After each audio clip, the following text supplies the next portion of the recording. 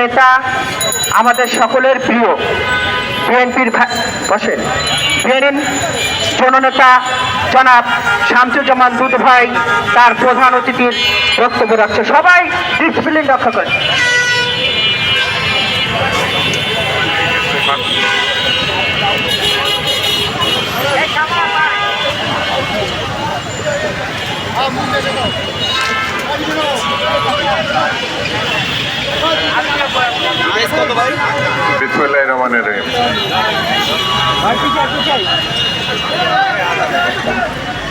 আজকের এই মহতী উদ্যোগের সভাপতি জনাব আরিফুল ইসলাম জিয়া, আর এখানে উপস্থিত আছে দেশ বাঁচাও মানুষ বাঁচাও আন্দোলনের সভাপতি রফিকুল ইসলাম রিপন, জিয়া সাংস্কৃতিক সমাজ কল্যাণ সংগঠনের সভাপতি গিয়াসউদ্দিন ফখর, সম্মানিত নেতৃবৃন্দ, সাংবাদিক বন্ধুরা, ভাই এবং বোনে, আসসালামু আলাইকুম। আমি শুরুতেই উদ্যোক্তা কমিটির সম্মানিত নেতৃবৃন্দকে ধন্যবাদ জানাই। তীব্র ঠান্ডার মধ্যে যেসব মানুষ কষ্ট পায়, গরিব মানুষের জন্য যে যতটুকুই উদ্যোগ নেয়, কম্বল বিতরণের যে উদ্যোগ নেওয়া হয়েছে, সেই জন্য আমি তাদেরকে ধন্যবাদ জানাই এবং তাদের পাশে দাঁড়ানোর জন্য ধন্যবাদ এবং শুভেচ্ছা জানাই। বন্ধুরা, 12 তারিখ আগামী মাসে, বোধহয় 30 দিনও নাই, আমাদের দেশের যে প্রত্যাশার নির্বাচন, যে নির্বাচনের জন্য এই দেশে লক্ষ লক্ষ মানুষ মামলায় যারা জীর্ণ হয়েছে, কষ্ট পেয়েছে, অনেকে শহীদ হয়েছে, অনেকে গুম হয়েছে। দেশনেত্রী বেগম খালেদা জিয়ার নেতৃত্বে 16 থেকে 18 বছর আন্দোলন সংগ্রাম হয়েছে। আজকে যে নেত্রী স্মরণে আজকে এই কম্বল বিতরণ, যিনি আমাদের মধ্যে এখন নাই, আমি তার রুহের মাগফিরাত কামনা করি এবং আল্লাহ যেন তাকে বেহেশত নসিব করে, এই দোয়া করি। বন্ধুরা, সেই লড়াই সংগ্রাম ছিল একটি ভালো নির্বাচনের জন্য,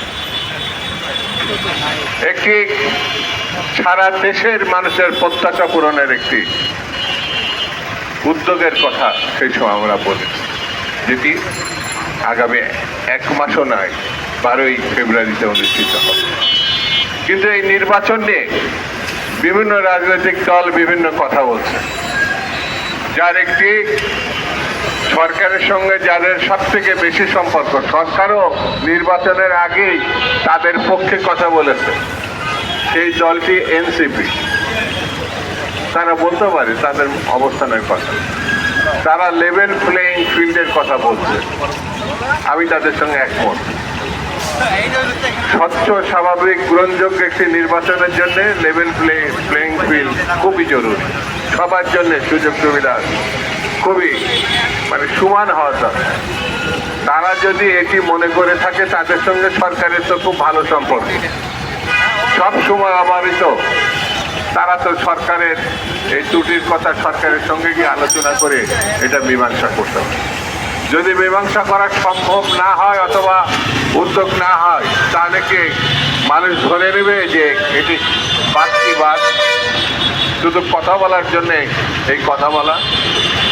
তবে একটি কথা আমি ডক্টর ইউনূস সাহেবকে বলি, আপনি সেই জায়গায় বসে আছেন যেই জায়গাটি সারা দেশ, সারা বিশ্ব সেই জায়গাটার দিকে তাকিয়ে আছে, যেটা হাসিনা, যিনি মানুষ খুন করেছেন কিন্তু ভালো নির্বাচন দিতে পারেন, যিনি গায়ের জোরে 3 ক্ষমতায় থেকেছেন কিন্তু গ্রহণযোগ্য একটা নির্বাচন দিতে পারেন, যেই মহিলা গণহত্যার নেতৃত্ব দিয়েছে, সেই মহিলা কিন্তু বাংলাদেশের আর মানুষের আরাধ্য নির্বাচন দিতে পারে।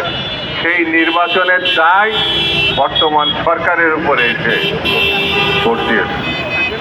এই সরকারকে বসে থাকতে হবে। এই নির্বাচনে যদি কোনো রকম ব্যত্যয় ঘটে তাহলে দেশের গণতন্ত্র প্রতিষ্ঠার যে স্বপ্ন সেটা বিঘ্নিত হবে, দেশের স্বাধীনতা সার্বভৌমত্ব বিঘ্নিত হবে। যেমন পার্শ্ববর্তী একটা দেশ বসেই আছে যেন আমরা ভালো একটি নির্বাচন করে গণতন্ত্রে উত্তরণ ঘটাতে না পারি। সেই জন্য আমাদেরকে সজাগ সতর্ক থাকতে হবে। বন্ধুরা, বাংলাদেশের কৃষক, শ্রমিক, খেটে খাওয়া মানুষ বড় কষ্টে আছে। প্রতিদিনই জিনিসপত্রের দাম বেড়ে যাচ্ছে। প্রতিদিনই তারা মানসিক যন্ত্রণা না, সংসার টেনে নিয়ে সামনে এগোনো খুব কষ্টকর হয়ে গেছে। এই জন্যে বর্তমান সরকারের উচিত হচ্ছে তড়িৎভাবে কিছু পদক্ষেপ নিয়ে মানুষের পাশে দাঁড়ানো। যদিও তাদের হাতে সময় এখন কম, তাদের কাছে মানুষের প্রত্যাশা ছিল অনেক যে ও সরকার পারেনি, এই সরকার পারবে। 17-18 মাস হয়ে গেল বর্তমান সরকার ক্ষমতা আসার পর জিনিসপত্রের দাম শুধু বেড়েছে, কমে নাই। আগামী সরকার আসা পর্যন্ত আমাদের অপেক্ষা করা ছাড়া আমার মনে হয় আর কোনো পথ আমরা পাব। কিন্তু একটি জিনিস, ভালো নির্বাচনের জন্যে আইন শৃঙ্খলা পরিস্থিতি ভালো হতে হবে, কিন্তু সেটিরও লক্ষণ আমরা দেখতে পাচ্ছি না। সেনাবাহিনী, আইন শৃঙ্খলা বাহিনী সবাই মাঠে থাকা অবস্থায় আমার এই ঢাকা শহর না, আমার চুয়াডাঙ্গাতেও জীবননগরে একটি ছেলেকে কি নির্মমভাবে পিটিয়ে হত্যা করা হলো। এটা তো কোনো সন্ত্রাসীরা তাকে হত্যা করে নাই, কিন্তু যারা হত্যা করেছে তাদের এই হত্যা ঠেকানোর কথা। তারাই তো নির্বাচনে থাকবেন বলে আমরা জানি। সেই জন্য বন্ধুরা, আমাদের যেমন সতর্ক হতে হবে, যারা আইন শৃঙ্খলা পুনরুদ্ধার এবং স্বাভাবিক করার জন্য আছেন, তাদেরও যারা নেতৃত্ব পর্যায়ে আছেন তাদেরকেও সতর্ক এবং সাবধান হতে হবে। বন্ধুরা, কথা একটাই, সেটা হচ্ছে বাংলাদেশে বসবাসযোগ্য, যেটা 71 সালে মুক্তিযুদ্ধে গণতন্ত্র স্বাধীনতার মধ্য দিয়ে মানুষ তারা দুবেলা দুমুঠো খাবে, এই প্রত্যাশায় কিন্তু এই দেশে মুক্তিযুদ্ধ হয়েছে। 40 থেকে 50 লক্ষ শিক্ষিত অশিক্ষিত বেকার বাংলাদেশে, কাজ না এখন, বড় কষ্টে। সেই কাজেরও ব্যবস্থার উদ্যোগ নিতে হবে। সেই জন্যে ভেবে চিন্তে আমাদের ভোট দিতে হবে। এমন সরকার চাই যে সরকার অতীতে বেগম খালেদা জিয়ার নেতৃত্বে, শহীদ জিয়া রহমানের নেতৃত্বে বাংলাদেশকে আমূল পরিবর্তন করে ফেলেছিল। নারী শিক্ষার ক্ষেত্রে বেগম খালেদা জিয়া অভাবনীয় ঘটনা ঘটিয়েছে, সেই রকম একটি সরকার চাই। হ্যাঁ, আমরা প্রত্যাশা করি আগামী দিনে যিনি রাষ্ট্রনায়ক হিসেবে এখনই যিনি সম্মান পেয়েছেন জনাব তারেক রহমানের নেতৃত্বে আগামী দিনে একটি সরকার আসবে, যে সরকারের প্রতিশ্রুতি বাংলাদেশকে গণতান্ত্রিক, বসবাসযোগ্য এবং এই দেশকে রক্ষা করার জন্যে যে সরকার দায়িত্ব নেবেন সেটি বিএনপি এবং তারেক রহমানের সরকার, এটা আমরা মনে করি। আসুন এই প্রশ্নে আমরা ঐক্যবদ্ধ হই এবং যে কোনো মূল্যে একটি শান্তিপূর্ণ অবস্থা রক্ষা করে একটি গ্রহণযোগ্য নির্বাচনের দিকে আমরা এগিয়ে যাই।